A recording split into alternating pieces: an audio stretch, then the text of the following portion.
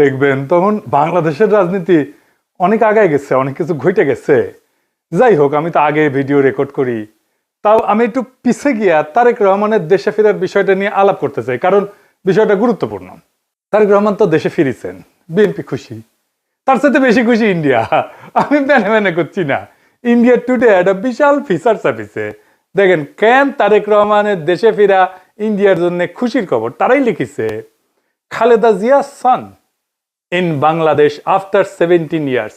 Why it's good news for India? কেন এটা ইন্ডিয়ার জন্য ভালো খবর, সুসংবাদ? ওরে বাবা, কি খুশি ইন্ডিয়া।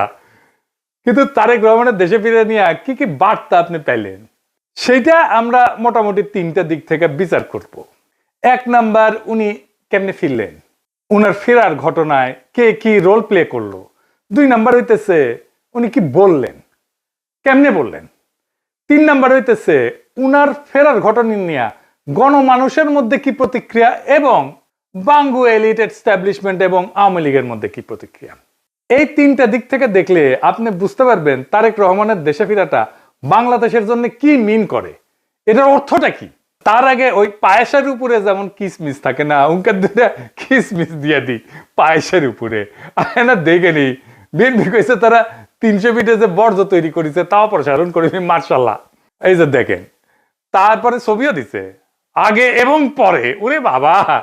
তারপরে বিএনপির পাঁচাচাটা এডিটর সাহেব, পাঁচাচাটা কওয়া যাবি না, হ্যাঁ সে কি আপনি চান না আমি মুখ খারাপ করি? আচ্ছা তাইলে ধরি পাঁচাটা হয়েছে, তবে হোগা চাটাটা কিন্তু খারাপ না। যাই হোক, আপনি পছন্দ করলেন না, আপনার একটা কথা রাখা লাগে। তো পাও চাটার একটা ছবি দেবেন না, তাই বলে ভালো হয়েছে, ভালো হয়েছে না? তো জুতার সাইজ কলে ভালো, মাশাআল্লাহ, অনেকে সেট পারবি, জায়গা আছে অনেক সামনে, ইনকা করে। তো তারেক রহমানের ইনকা একটা জুতা কিনে দিয়ে বিএনপি কইছে পরিষ্কার করিছে, আর 15 লোক কইতেছে আম্বা। ওরা ওই একই কথা। গণসংবর্ধনার পর 300 ফিট সড়কের বর্জ্য অপসারণ করলো ঢাকা উত্তর বিএনপি। তো আসেন না, বিএনপির ওটা তো ছবি দেখলেন, স্টিল ছবি, একটা ভিডিও দেখেন, বিএনপির কর্মীরা পরিষ্কার করছে, ভালো লাগবে না? দেখেন 26 তারিখ সকালে 300 ফিট এলাকায় গিয়ে দেখা যায় জমে থাকা ময়লার স্তূপ পরিষ্কার করছেন ঢাকা উত্তর সিটি কর্পোরেশনের পরিচ্ছন্নতা কর্মীরা। বিএনপির অফিসিয়াল পেজ থেকে দাবি করা হয়েছে ময়লা পরিষ্কার করছে, সমস্ত ময়লা পরিষ্কার করছে বিএনপি, কিন্তু আসলে না, কথাটি মিথ্যা। পুরো অংশের অধিকাংশ অর্থাৎ 90% বর্জ্য ময়লা পরিষ্কার করেছে ঢাকা উত্তর সিটি কর্পোরেশন। দেখেছেন কারা করিচ্ছে পরিষ্কার? 148 টন বর্জ্য পরিষ্কার করছে সিটি কর্পোরেশন। কেমন ধাপ্পা দেয় দেখেন।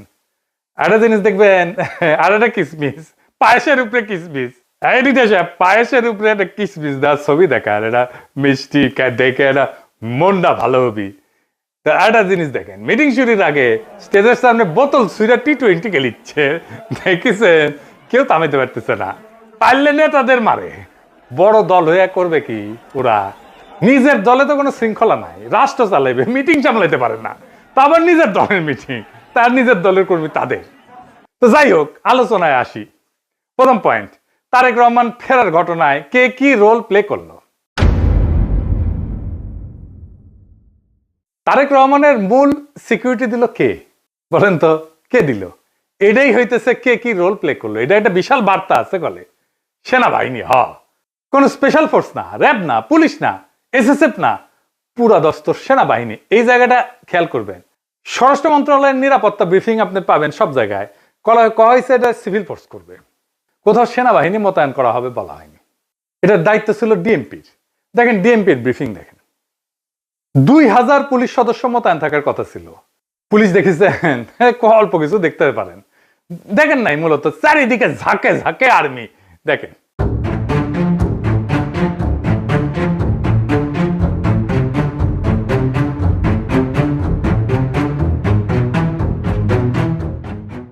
বাংলাদেশে কেউ কখনো এরকম নজিরবিহীন নিরাপত্তা পায় নাই, বাংলাদেশের ইতিহাসে পায় নাই, কোন রাষ্ট্রপ্রধান পায় নাই।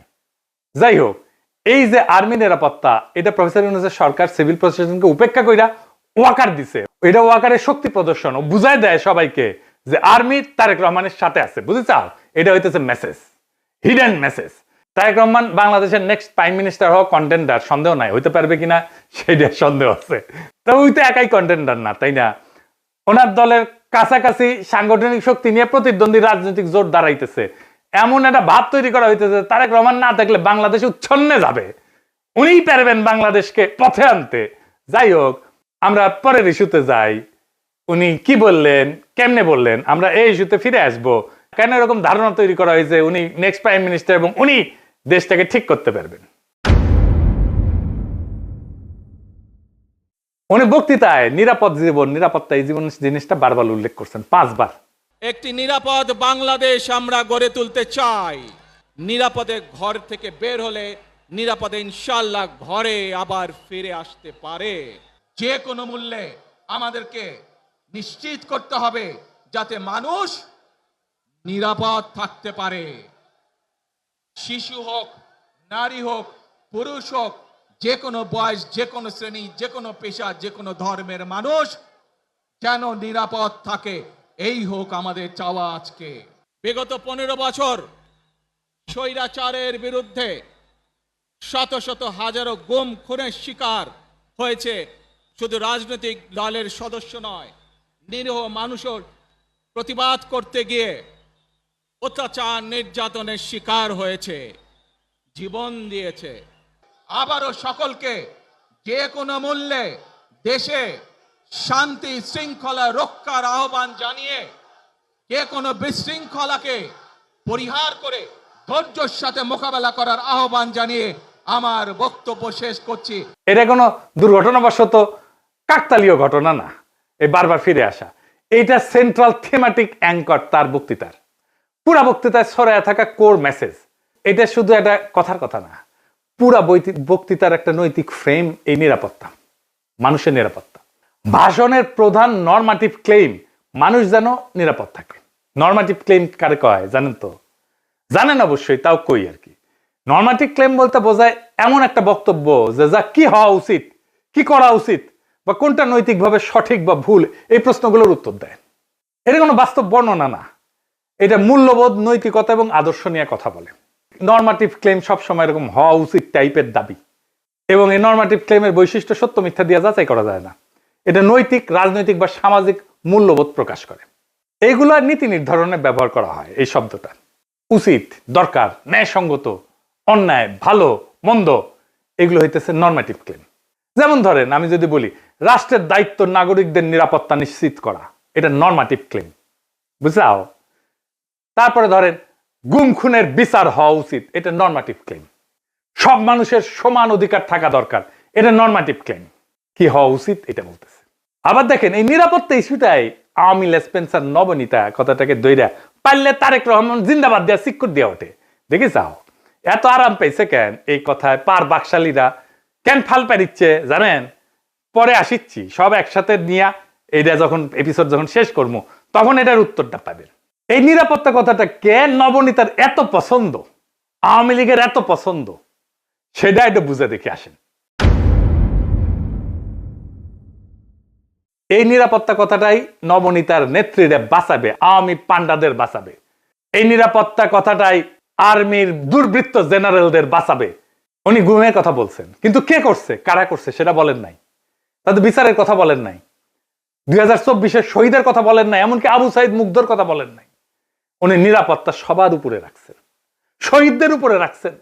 উনি হাসিনাকে ফ্যাসিস্ট পর্যন্ত বলেন নাই, স্বৈরাচার বলছেন।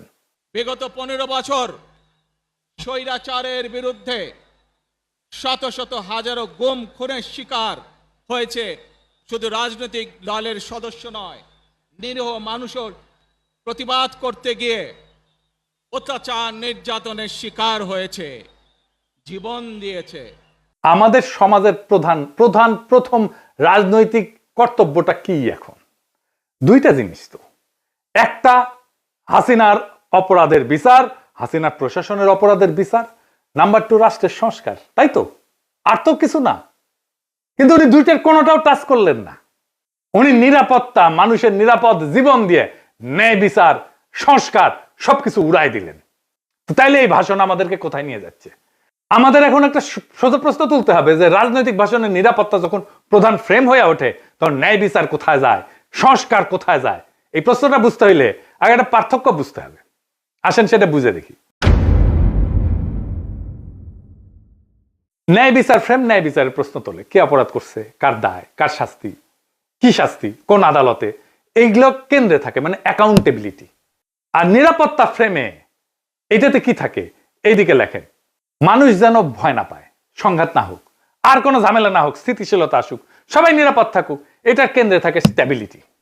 এই তারেক রহমানের বক্তৃতায় নিরাপত্তা ফ্রেমটা ন্যায় বিচার ফ্রেমের উপরে বসানো হয়েছে, সবার উপরে। কিভাবে? গুম খুন বলা হয়েছে, কিন্তু বলা হয়নি কে করছে, কোন বাহিনী করছে, কিভাবে বিচার হবে। কিন্তু বলা হচ্ছে যে কোনো মূল্যে যেন মানুষ নিরাপদ থাকে। এই এক লাইনে যেটা ঘটে যায় সেটা অতীতের সমস্ত অপরাধ ভবিষ্যতে স্থিতিশীলতা দিয়ে ঢাইকা দেওয়া হয়। বিচারের বদলে স্ট্যাবিলিটি, জাস্টিসের বদলে শান্তি। এটাই জাস্টিস, ন্যায় বিচার, বিচারকে ডিনাই করার কৌশল। বিচার সংস্কার এটা যদি কেন্দ্রীয় কথা হইতো, তাইলে বিচার, দায়, ট্রাইব্যুনাল, সংস্কার এগুলোই মূল বক্তব্যের বিষয় হতো, বারে বারে আসতো। কিন্তু এখানে আসছে মানুষ যেন নিরাপদ থাকে, মানে ন্যায় বিচার পরে, নিরাপত্তা আগে। নিরাপদ থাকবে কেমনে? যে অপরাধগুলো হয়েছে সেটার বিচার না হলে নিরাপত্তা কোত্থেকে আসবে? এটা কি ইচ্ছা করে করছে? হ্যাঁ, ইচ্ছা করে করছে। ন্যায় বিচার বললে ওয়াকার ডরাইবে, ন্যায় বিচার বললে পুলিশের দুর্বৃত্ত পুলিশ অফিসাররা ডরাইবে, ন্যায় বিচার বললে হাসিনা ডরাইবে, আওয়ামী লীগ ডরাইবে। এই নিরাপত্তা ফ্রেমের ভেতরে কি আছে জানেন? এই নিরাপত্তা ফ্রেমের মধ্যে লুকায় আছে আওয়ামী লীগের দায় মুক্তি। কোন আইন করে ক্ষমা না, কিন্তু বিচার না হওয়া। আইন করে ক্ষমা করবে না, কিন্তু বিচারই করবে না। কারণ গুম খুন আছে, দায়ী তো কেউ নাই, কে করছে সেটা তো বলে নাই। বিচারের রোডম্যাপ নাই, নির্বাচনের রোডম্যাপ নিয়ে পাগলা হয়ে গেছিল। বিচারের কোনো রোডম্যাপ নাই। যত সময় যাবে অপরাধগুলো ঝুলে যাবে না। এই কারণেই তরুণদের রাজনৈতিক দল এনসিপি বিএনপির সাথে নাই। কারণ তরুণরা তো জানতে চাইবে কে করলো, কেন করলো, শাস্তি কি। নিরাপত্তার ফ্রেম তারেক রহমানের এই উত্তর দেবে না। বিএনপি আর তার বুদ্ধিজীবীরা বুঝতেই পারতেছে না, ন্যায় বিচারকে পিছাই দিলে ভবিষ্যতের বড় রাজনৈতিক সংকট তৈরি হয়। মানুষ যখন বিচারহীনতা দেখবে নিজের হাতে আইন তুলে নেবে। আর শেষ বিচারে তো বিচারহীনতা কোনো ইনসাফ না। যেই রাজনৈতিক দল ন্যায় বিচারকে স্থিতিশীলতার নামে পিছায় দেয়, সে একদিন স্থিতিশীলতাকেই হারায় ফেলবে। আর একটা বিষয় হইতেছে, উনি বক্তা হিসেবে ভালো না, মানে নো অফেন্স, উনি বক্তা হিসেবে ভালো না। উদ্দীপনামূলক বক্তব্য উনি দিতে পারেন না। এমন একটা বিশাল অডিয়েন্স পেলে শেখ মুজিব তো ফাটায় ফেলতো। আমাদের এনসিপির নেতারা ভালো বক্তব্য দেয়, হাদিও ভালো বক্তব্য দিত। এই বক্তব্যটা অনেক মানুষ অনেক দিন ধরে মনে রাখবে না। এই বক্তব্য অনেক দিন অনেক মানুষ মিলে শুনবে, এটা হবে না। এইবার আসেন দেখি উনার ফেরার ঘটনা নিয়ে গণমানুষের মধ্যে প্রতিক্রিয়া কি। আমরা তো আগে বুঝলাম এই সমাবেশ কোনো বড় উদ্দীপনা জাগাইতে পারে নাই মানুষের মধ্যে, কিন্তু মিডিয়া যা হাইপ তুলছে তা বিস্ময়কর। এমন তেলাইতেছে, তারে মার্টিন লুথার কিং বানাই দিছে। এমন তেলাইতেছে তারেক রহমানকে যে তারেক রহমান ভবিষ্যতে প্রধানমন্ত্রী কইয়া পরিচয় করাইতেছে। এটা দেখা খুবই বিরক্তিকর। মিডিয়া হাইপ তুলছিল 2004 সালে ভারতীয় লোকসভা নির্বাচনে, ইন্ডিয়া শাইনিং কইয়া বিজেপি নির্বাচনে নামছিল, গোহারা হারিছে। হিলারি ক্লিন্টনকেও মিডিয়া একদম হাইপ তুলছিল 2016 সালে, গোহারা হারছে ট্রাম্পের কাছে। ব্রেক্সিটেও প্রেডিকশন ছিল ব্রিটেন ইউরোপিয়ান ইউনিয়নে থাকবে, থাকে না। এটা মিডিয়ার প্রেডিকশন ছিল। মিডিয়া ফ্রেম করতেছে তারেক রহমানকে ভবিষ্যতে প্রাইম মিনিস্টার হিসেবে, এটা হবে বিএনপির জন্য ডিজাস্টার।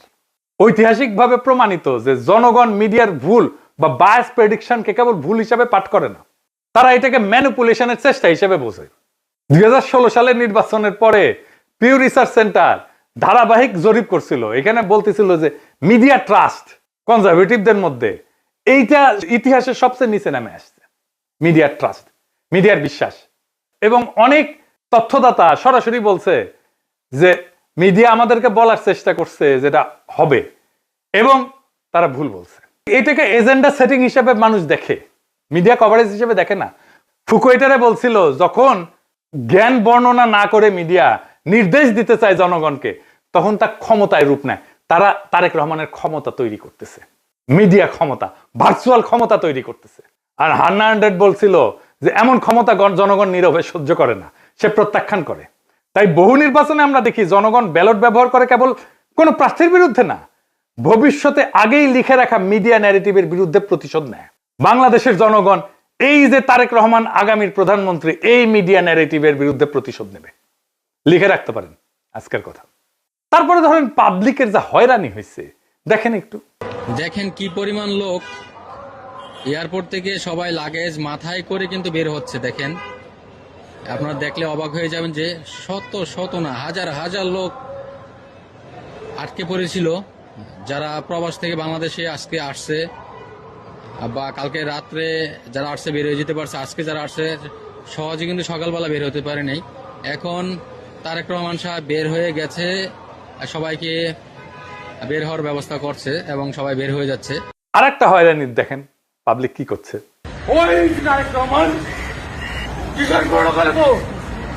আপনি এই গাড়ির যাত্রী কয়টা বাজছেন এখানে? আপনার অনুভূতি কি? মানে এই যে 2টা বাজে আসছেন, এখন 6টা বাজে। খারাপ লাগছে, মনে হচ্ছে লোকটাকে পায়ে ঝুঁকা দিতে পারতাম। খুবই কান্না পাচ্ছে, খুবই কি বলবো, ভাষায় প্রকাশ করতে পারতেছি না। একদিকে তো অসুস্থ লোক আসছে দেশের বাড়ি চিকিৎসা করার জন্য, তারপরে এই পরিস্থিতি দুঃখ লাগতেছে যে আমরা আইছি বাইরে থেকে, আজকে শখ করে একটা গাড়ি নিয়ে আসছে আর এই গাড়ি আমার এয়ারপোর্টের মধ্যে ঢুকতে দিল না। আমি এইভাবে ঠেলিয়ে ঠেলে নিতেছি, এতে তো আমার কাছে ওইটাই মনে হয় যে আমরা মনে হয় যে অপরাধী করছি। তারেক রহমানকে যে বাংলাদেশের ত্রাতা হিসেবে দেখানো হইতেছে, বাঙ্গু সুশীলদের শিরোমণি মতিউর রহমান কইছে যে দেশে রাজনৈতিক শূন্যতা চলতেছে, তারেক রহমান আরো আগে আসলে ভালো হইতো, মানে এই শূন্যতা কাটতো। শুনেন, আমি ব্যক্তিগতভাবে এটা মনে করি যে দেশে একটা রাজনৈতিক শূন্যতা রয়েছে, চলছে, এটা একটা বিপজ্জনক। আমি সবসময় ভাবতাম বা এখনও মনে করি যে বিএনপির ভারপ্রাপ্ত চেয়ারম্যানের আর একটু আগে, বেশ একটু আগে যদি আসতে পারতেন, তাহলে এক্ষেত্রে হয়তো বিএনপি এবং দেশের মধ্যে একটা ভালো সুবিধাজনক অবস্থা তৈরি হতে পারত। তাকে বাংলাদেশের রাজনীতিতে অপরিহার্য প্রতীকে পরিণত করা হয়েছে। তারেক রহমানের রাজনৈতিক শক্তি যেদিন থেকে তারেক রহমানকে রাজনীতিতে অপরিহার্য প্রতীকে পরিণত করা হয়েছে, তারেক রহমানের রাজনৈতিক শক্তি সেদিনই শূন্য হয়ে গেছে। তারেক রহমানকে সারা বিপ্লব হইল না একটা, ওনাকে সারা তো ওনাকে সারা দেশ বাঁচবে না, রাষ্ট্র বাঁচবে না, এটা একটা কথা। জনগণের কোনো এজেন্সি নাই, যে নেতাকে অপরিহার্য বানানো হয় সে আর কোনো রাজনৈতিক অ্যাক্টর থাকে না, সে পরিণত হয় একটা স্থির মূর্তিতে যাকে সবাই রক্ষা করে কিন্তু কেউ চালাইতে চায় না। কারণ রাজনৈতিক অ্যাক্টর হওয়ার মানে হইল সিদ্ধান্ত নেওয়া, আর অপরিহার্য হওয়ার মানে হইল সিদ্ধান্ত এড়ায় যাওয়া। সিদ্ধান্ত মানেই ঝুঁকি, আর ঝুঁকি মানেই প্রতীকের ক্ষয়। তাই সেই নেতার চারপাশে এমন এক সুরক্ষা বলয় তৈরি করা হয় যেখানে প্রত্যেকটা সম্ভাব্য সিদ্ধান্ত আগে আটকায় যায়। সে কথা বলে সাবধানে, নড়ে অনুমতি নিয়া, কার্যত উন্নতের সিদ্ধান্তের বাহক হইয়া ওঠে। আর সে ব্যর্থতার দায় নিতে পারে না, কারণ দায় নেওয়া মানে তো মানুষের কাতারে নামায় না, সেই প্রতীক ভেঙে যাওয়া, যে অপরিহার্য ফ্রেম তৈরি করা হয়েছে, এই ন্যারেটিভ ভেঙে যায়। ফলে রাজনীতি ব্যক্তির হাত ধরে আগায় না, ওই ব্যক্তিকে ঘিরে জমে থাকে, জমাট হইয়া থাকে। তারেক রহমান কোনো সিদ্ধান্ত নিতে পারতেছে না, আমি দেখাই দেবো সিদ্ধান্ত নিতে পারতেছে না, ওটা আমি দেখাই দেবো এই কয়েকদিনের মধ্যেই। এই অবস্থায় নেতার উপস্থিতি শক্তির চিহ্ন না, বরং স্থবিরতার প্রমাণ। অপরিহার্য নেতা মানে শক্তিশালী নেতা না, অপরিহার্য নেতা মানে এমন একজন যাকে ব্যবহার করা যায় না, শুধু পাহারা দেওয়া যায়। তাই দেখতেছেন না, খালি পাহারা আর পাহারা, নজিরবিহীন পাহারা। এত পাহারা বাংলাদেশের ইতিহাসে কেউ পায় নাই। উনি কিচ্ছু করতে পারবেন না, রাজনীতি তো দূর কি বাদ, কিছুই করতে পারবেন না। আর বড় দল কিন্তু চিপসের প্যাকেটের মতো বেশিরভাগই বাতাস, মিচিয়ানা চিপস। দলের প্রধান নেতা আসবে, মির্জা ফখরুল বলল তারেক রহমান যেদিন আসবে সেদিন দেশ যেন কাঁপে ওঠে, কাঁপুনি দিবে। আমি আপনাদেরকে জানাতে চাই, নেতা যেদিন আমাদের আসবেন, যেদিন বাংলাদেশে পা দেবেন, সেদিন যেন সমগ্র বাংলাদেশ কেঁপে উঠে। বন্ধুগণ, এই কাপাকাপি করতে গিয়া একটা প্রোগ্রাম নিছে, পঙ্গু হাসপাতালে আহত জুলাই যোদ্ধাদের দেখতে যাবে তারেক রহমান। আসার পরে দেখা গেল পঙ্গু হাসপাতালে জুলাই যোদ্ধা নাই, একজনও নাই। এটা কারোই মাথায় আসেনি, তারেক রহমানেরও মাথায় আসেনি যে ওখানে আসলে কেউ আছে। 3টা না 4টা প্রোগ্রাম তো কয়দিনে, তাই না? এতদিন ধরে প্রস্তুতি নিচ্ছে। আচ্ছা, জুলাই যোদ্ধা কে কে আছে? উনি গেলে কোন ওয়ার্ডে যাবেন, কার সাথে দেখা করবেন, কি নিয়ে যাবেন, কোনো পরিকল্পনা নাই। এই হইতেছে রাষ্ট্র ক্ষমতায় যাবে যে দল, সেই দশের প্ল্যানিং দেখেন। রাজনীতি আগাইলো, ওরা তো কাঁপাইতে চাইতেছেন, রাজনীতি করতে চাইতেছেন না, স্পেকটাকাল দেখাইতে চাইতেছেন। পলিটিক্যাল লিডারের স্পেকটাকাল হইতেছে তার বক্তৃতা, তার রাজনীতি। কত লোক দেখতে আসছে জনসভায়, কত লোক হাজির হয়েছে, এটা স্পেকটাকাল না। কাঁপায় দিছে কিনা, এটা পলিটিক্যাল স্পেকটাকাল না। আর পাবলিক সাফারিংস, এইটার জন্য কি পাবলিক সাফারিংস হয়েছে? তাহলে ফাইনালি ওনার যে এই হোম কামিং, দেশে ফিরে আসা, এর পিছনে আসলে কি? এইটা হইতেছে এক ত্রিভুজ প্রেমের লম্বা কাহিনী। ত্রিভুজ প্রেম করলে এটা ঠিক জমে না, অন্য কিছু কইলে ভালো হইতো, আর একটু দুষ্টু কথা কইলে ভালো হইতো, আমি আর কইব না ওইটা। তো যাই হোক, বুঝাই দিচ্ছেন কি কইতে চাইতেছি আর কি, বুঝছাও তো। মানে ত্রিভুজ প্রেমে তো একজনের ছেঁকা খাইতে হয়, এটি না, এটি 3জনই মজা পায় আর কি, বুঝছাও। তো যাই হোক, তো এই ত্রিভুজ প্রেমের 3 অ্যাক্টর হইতেছে ওয়াকার, এডিটর সাহেব, এটা ত্রিভুজ আকান, এটা ওয়াকার একদিকে বিএনপি আর ইন্ডিয়া। ওয়াকার আর দুর্বৃত্ত জেনারেলের লাগবে গুমের বিচার থেকে বাঁচা, ইন্ডিয়ার লাগবে আগের জমিদারি ফিরে পাওয়া, আর বিএনপির লাগবে ক্ষমতা। এই 3 শক্তি এক হইছে, একজনকে আর একজনের লাগবে। ওয়াকারের বিএনপি আর ইন্ডিয়াকে লাগবে, বিএনপির ওয়াকার আর ইন্ডিয়াকে লাগবে, আর ইন্ডিয়ার ওয়াকার আর বিএনপি কে লাগবে। কি মজা! এইটাই হইতেছে বন্দোবস্ত, এদের মধ্যে বন্দোবস্ত হয়ে গেছে। ইন্ডিয়া আনন্দবাজারে রিপোর্ট করে ইঙ্গিত দিছে আমরা আছি তারেক রহমানের সাথে, ওয়াকার শক্তি দিয়ে ইঙ্গিত দিছে আমরা আছি তারেক রহমানের সাথে, তারেক রহমান বক্তৃতা দিয়ে ইঙ্গিত দিছে আমরা আছি তোমাদের সাথে। শান্তি আর শান্তি, নিরাপত্তা, এর বাইরে আর কিছু হবে না। গুমের বিচার হবে না, সংস্কার হবে না, কিসের ভাল।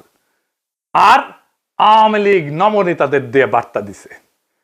শুধু তাই না, এই যে দেখেন আশরাফুল আলম খোকন, হাসিনার পিএস, কি বলে দেখছেন? তারা বলে তারা বিএনপির পাশে দাঁড়াইছে। আবার দেখেন আরেকজন, দেখেন আওয়ামী লীগ, তার প্রোফাইল পিকচার দেখেছেন?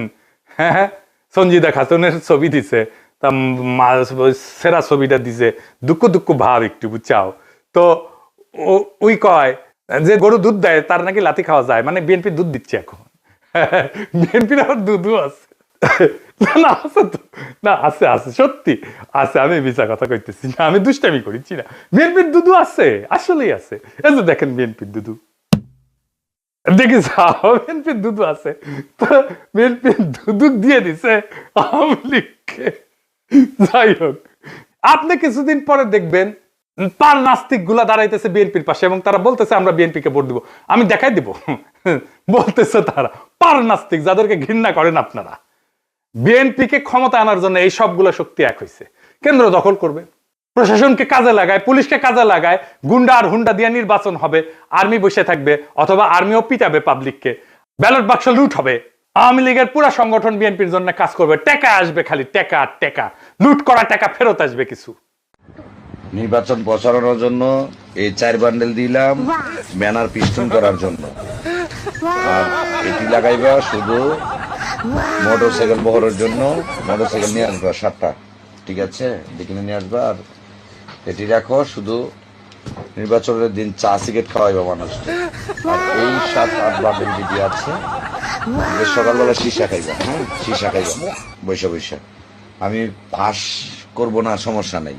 সেই টাকা বিএনপি নির্বাচনের জন্য কাজে লাগবে।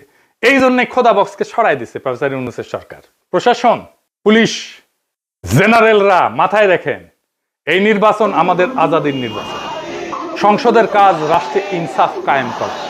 আমার আগের ভিডিওটা দেখে নিয়েন, বিস্তারিত আলাপ করছি কিভাবে সংসদ আইন তৈরির মাধ্যমে সমাজের মাঝে থাকা ইনসাফের ধারণা রাষ্ট্রের আইনের মধ্যে ঢুকে দেয়। রাষ্ট্রকে ইনসাফমুখী করে তোলে সংসদ। এই ইনসাফের রাষ্ট্রই আমাদের আজাদির দিকে নিয়ে যায়। আমাদের প্রত্যেকটা ভোটকে আমাদের মাঠে রক্ষা করতে হবে। প্রশাসন যদি গণরায়কে ছিনায় নিতে চায়, তাহলে ভোট ডাকাতদের এইবার বিতাড়িত করব বাংলাদেশ থেকে। আর এইবার প্রশাসনের, পুলিশের কাউরে যদি পক্ষপাত করতে দেখা যায়, কোনো মাপ কিন্তু নাই। আগামীর সরকার বিএনপির হবে না, প্রফেসর ইউনূসের সরকারের মতো ধ্বজভঙ্গ সরকারও হবে না। তাই খুব খেয়াল, ভোট রক্ষার লড়াইয়ের জন্য তৈরি হন। এইবার ভোট দিলেই হবে না, কেন্দ্র পাহারা দিতে হবে, প্রত্যেকটা ভোটকে আমাদের রক্ষা করতে হবে। আর এক নতুন ভোট আনার লড়াইয়ের জন্য তৈরি হন।